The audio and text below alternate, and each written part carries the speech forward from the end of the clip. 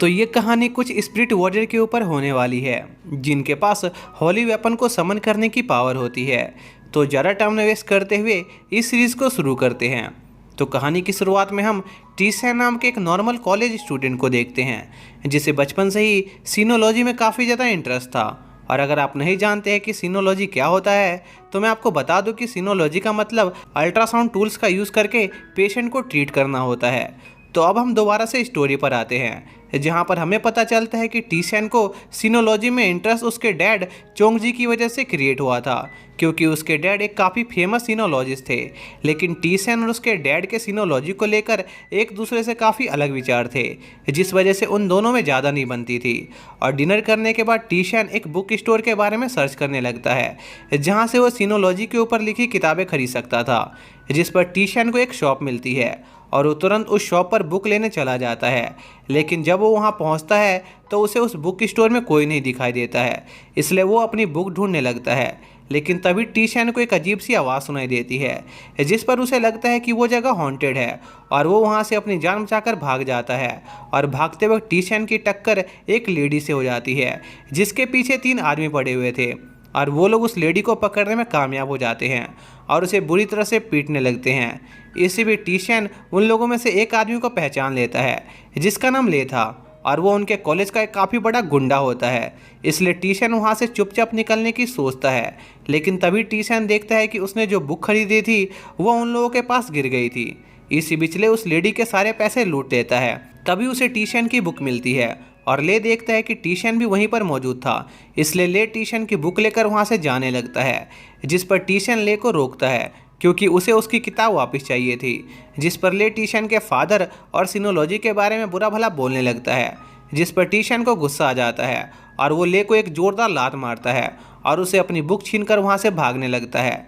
लेकिन ले और उसके दोस्त टीसैन को ढूंढ लेते हैं जहाँ ले टीसैन को बुरी तरह पीटने वाला होता है, पर टीसैन गलती से ले के अटैक को डॉज कर लेता है और उसकी पैंट उतार देता है, जिस पर आसपास मौजूद सभी लोग ले की नंगी फोटो लेने लगते हैं। और टीसैन यह मौका देकर वहां से भाग जाता है और एक पार्क में पहुंचता है। लेकिन तभी उस पार्क के चारों तरफ वार्ड ऑफ स्पिरिट वॉरियर का बैरियर क्रिएट होने लगता है, जिससे टीसैन उस पार्क में फंस गया था। जिसके कुछ देर बाद वहां पर ले अपनी होली वेपन रिंग स्वॉर्ड के साथ पहुंच जाता है, जो टीसैन को बुरी तरह पीटता है और उसे जान से मारने वाला होता है। लेकिन तभी टीसैन एक जाइंट रेड गेट के सामने टेलीपोर्ट हो जाता है और उसके उस गेट को छूते ही वहां पर एक होली वेपन समन हो जाता है, जो देखकर रिंग स्वॉर्ड टीसैन को मारने के लिए उस पर अटैक करता है। लेकिन टीसैन का होली वेपन टीसैन को बचा लेता है और रिंग स्वॉर्ड के अटैक को अपनी एक ही उंगली से रोक देता है। इसी बीच टीसैन देखता है कि उसकी सभी इंजरीज अपने आप ही हील हो गई थी। इसी दौरान रिंग स्वॉर्ड अपनी फुल पावर से टीसैन पर अटैक करता है, लेकिन टीसैन का होली वेपन फिर से बड़ी आसानी से रिंग स्वॉर्ड के हमले को रोक देता है। जिसके बाद टीसैन का होली वेपन रिंग स्वॉर्ड पर अपने स्पिरिट ऑर्ब से अटैक करता है, जिसकी पावर से रिंग स्वॉर्ड की पूरी बॉडी वेपराइज हो जाती है और वो मारा जाता है। लेकिन टीसैन का होली वेपन टीसैन से काफ़ी ज़्यादा डिसअपॉइंट था, क्योंकि उसके पास बहुत ही कम स्पिरिचुअल पावर थी। इसी दौरान हम ले को देखते हैं जिसकी बॉडी उसके होली वेपन के मरने के बाद डिसइंटीग्रेट हो जाती है और वो भी मारा जाता है। और एक लेडी एक बिल्डिंग के टॉप से यह सब देख रही होती है। फिर हम टीसैन और उसके होली वेपन को देखते हैं जहाँ पर टीसैन अपनी होली वेपन के बारे में जानना चाह रहा होता है। लेकिन हम देखते हैं कि टीसैन के होली वेपन को उसके पास्ट और करंट स्टेट के बारे में कुछ भी याद नहीं था, क्योंकि टीसैन की स्पिरिचुअल पावर बहुत ज़्यादा लो थी। इसलिए टीसैन फिलहाल के लिए अपने होली वेपन का नाम वाइट रख देता है। जिसके अगले दिन हम उसी कल रात वाली लड़की को देखते हैं जिसका नाम चैंग होता है, जो चू फैमिली से बिलोंग करती थी और वो टीसैन की क्लासमेट थी। इसलिए वो टीसैन को थोड़ी देर उससे बात करने बाहर बुलाती है और टीसैन से बातचीत के दौरान ही चैंग अपने 2 होली वेपन को रिलीज़ कर देती है, जिनका नाम जोंग और मुई होता है। और चैंग टीसैन को उसके यहाँ आने का रियल मकसद बताती है, जो कि टीसैन से वाइट को खरीदने का था, पर टीसैन वाइट को बेचने से मना कर देता है और वापस अपने घर लौट आता है, जहां पर वाइट टीसैन को एक जगह के बारे में बताता है जहां पर डिफरेंट एरा के सबसे पावरफुल वेपन को स्टोर करके रखा गया था, जिसमें से कुछ एंसेंट होली वेपन भी थे। साथ ही वाइट टीसेन को बताता है कि होली वेपन को 4 कैटेगरी में बांटा जाता है, जो कि ह्यूएंग, जोन, डी और टियान थे, जिसमें से टियान सबसे ज़्यादा पावरफुल वेपन की कैटेगरी थी। लेकिन लेजेंड के हिसाब से कुछ ऐसे भी वेपन मौजूद थे जो टियान कैटेगरी से भी ऊपर के लेवल के थे, लेकिन वाइट अपनी उन मेमोरीज को एक्सेस नहीं कर सकता था। साथ ही वाइट अपनी पूरी पावर का भी इस्तेमाल नहीं कर पा रहा था क्योंकि टीसेन बहुत ज़्यादा वीक था। इसके साथ ही वाइट टीसेन को स्पिरिट वॉरियर के बारे में भी बताता है, जो उन लोगों को कहा जाता था जिनके पास होली वेपन को समन करने की एबिलिटी थी। इसी बीच हम चैंग को भी देखते हैं, जो काफ़ी ज़्यादा कंफ्यूज थी कि टीसेन इतना ज़्यादा लो स्पिरिचुअल पावर होने के बावजूद भी एक होली वेपन को कैसे समन कर सकता था। फिर हम दोबारा वाइट का सीन देखते हैं, जहाँ पर वाइट टीसेन को एक कंपटीशन के बारे में बताता है, जहाँ पर सभी स्पिरिट वॉरियर आपस में एक दूसरे से कॉम्पीट करते थे और उस कॉम्पिटिशन के चैंपियन को रिवॉर्ड के तौर पर गॉड से अपनी किसी भी एक इच्छा को पूरा करने की विश मिलती थी। जो सुनकर टीसेन उस कॉम्पिटिशन में पार्टिसिपेट करने के लिए तैयार हो जाता है ताकि वो अपने फादर को गलत साबित कर सके। इसी बीच चैंग भी उस कंपटीशन को जीतने की कोशिश कर रही होती है, जिसके लिए चैंग हर हालत में वाइट को हासिल करना चाहती थी। इसलिए वो अलग अलग मेथड आजमाकर टीसेन को परेशान करने लगती है, जिससे टीसेन तंग आकर चैंग से मिलने जाता है और उसे बताता है कि वो वाइट को उसे नहीं दे सकता है क्योंकि वो एक कॉम्पिटिशन में पार्ट ले रहा है। जो सुनकर चैंग को गुस्सा आ जाता है और वो टीसेन को ये दिखाने का फैसला करती है कि आखिर एक स्पिरिट वॉरियर बनना कितना ज़्यादा मुश्किल है, जहां पर सभी होली वेपन अपने कॉम्बैट मोड में आकर एक दूसरे से फाइट करने लगते हैं। जहां पर जोंग और मुई देखते हैं कि वाइट डी लेवल पर होने के बाद भी उन्हें काफ़ी ज़्यादा टक्कर दे रहा है, जबकि वो दोनों टीएन लेवल पर थे। तभी वहाँ पर टियान जू हॉल के 2 और स्पिरिट वॉरियर आ जाते हैं, जिनका नाम एयोशिन और नोलान था, जो वहाँ पर चैंग के लिए आए थे क्योंकि चैंग ने उनके टियान जू हॉल के बहुत सारे इनविटेशन को रिजेक्ट कर दिया था। तभी वाइट अचानक से आयोसिन पर अटैक कर देता है, लेकिन नोलान का होली वेपन वाइट के अटैक को रोक देता है, जिसका नाम यूचैन था। इसी बीच चैंग अपने होली वेपन को आयोसिन के होली वेपन पर अटैक करने को कहती है।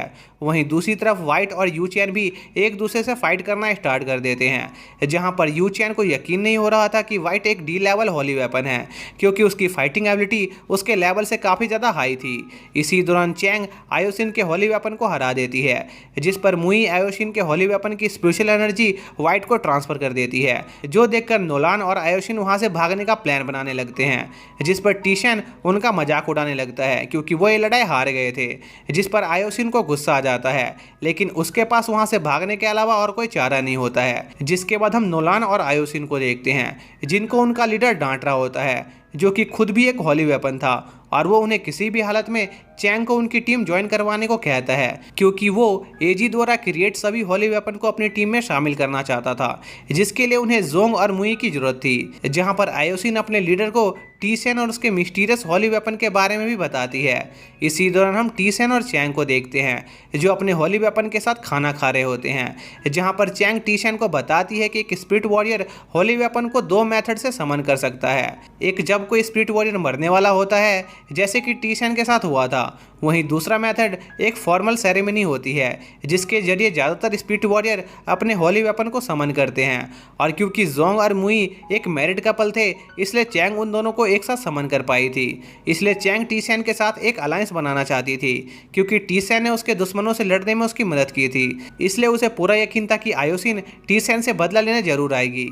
लेकिन टीसेन को सबसे चौंकाने वाली बात यह पता चलती है कि जब एक होली वेपन की डेथ होती है, तो उसके साथ उस होली वेपन के स्पिरिट वॉरियर की भी डेथ हो जाती है, जिससे टीसेन को पता चलता है कि उसके पहले बैटल में ले की डेथ क्यों हो गई थी। और कुछ देर इस बारे में सोचने के बाद टीसेन चैंग की रिक्वेस्ट को एक्सेप्ट कर लेता है, जिस पर चैंग टीसेन को अपने घर पर ले जाती है, जहां पर टीसेन की मुलाकात उसकी मॉम से होती है, जिन्हें चैंग ने कुछ दिनों के लिए उनके घर पर रहने के लिए इनवाइट किया था, क्योंकि चैंग को डर था कि आयोसिन और उसके साथी टीसेन के पेरेंट्स को टारगेट कर सकते थे।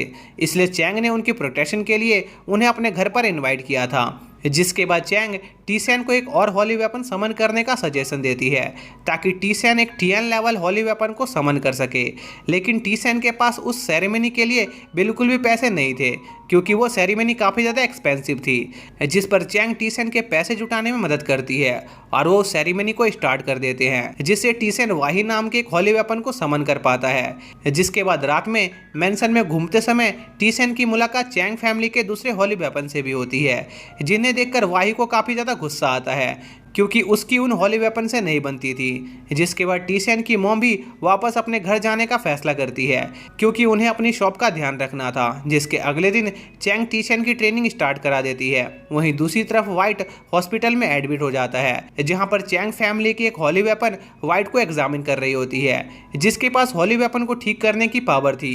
जिसके बाद टीशन सिनोलॉजी पर लिखी एक बुक खरीदने एक स्टोर में जाता है। इसी दौरान वहां पर जियान नाम का एक लड़का आ जाता है जो कि जोंग और मुई के बेटे का रिकार्नेशन था और जियान वहां पर अपने हॉली वेपन को समन करता है जिसका नाम सू होता है। तभी वाइट को भी उसके आसपास एक पावरफुल हॉली वेपन की ऑरा महसूस होती है जिस पर टीशन और वाइट तेजी से चैंग और उसके हॉली वेपन की लोकेशन की तरफ बढ़ने लगते हैं। इसी बीच जोंग अपने बैटल मोड में आकर सू से फाइट करने लगता है। तभी मुई भी ट्रांसफॉर्म होकर सू पर अटैक करने लगती है, लेकिन जब सू उन पर पलटवार करती है तो उसके अटैक से वहां की जमीन के 2 टुकड़े हो जाते हैं। इसी बीच सू चैंग को जान से मारने के लिए उस पर अटैक करती है, लेकिन टीसन सही समय पर वहां पर आकर चैंग को बचा लेता है। जो देखकर सू एक बार फिर से उन पर अटैक करती है, लेकिन वाइट अपने एक बैरियर से उन्हें प्रोटेक्ट कर लेता है और सू वाइट को वहां देखकर काफी ज्यादा शॉक होती है। लेकिन वाइट अपनी याददाश्त खोने की वजह से सू को नहीं पहचान पाता है। तभी जियान को एक अजीब सी आवाज़ सुनाई देने लगती है जिससे उसे काफ़ी ज़्यादा तकलीफ हो रही थी। जिस पर सू जियान को लेकर वहां से चली जाती है और वो सभी वापस चैंग के मेंशन पर आ जाते हैं जहां पर चैंग मुई से जियान और उसके रिलेशन के बारे में पूछती है। जिस पर मुई उन सभी को उसके और जोंग के पास्ट के बारे में बताना स्टार्ट कर देती है। जिसके साथ ही यह पार्ट यहीं पर एंड हो जाता है।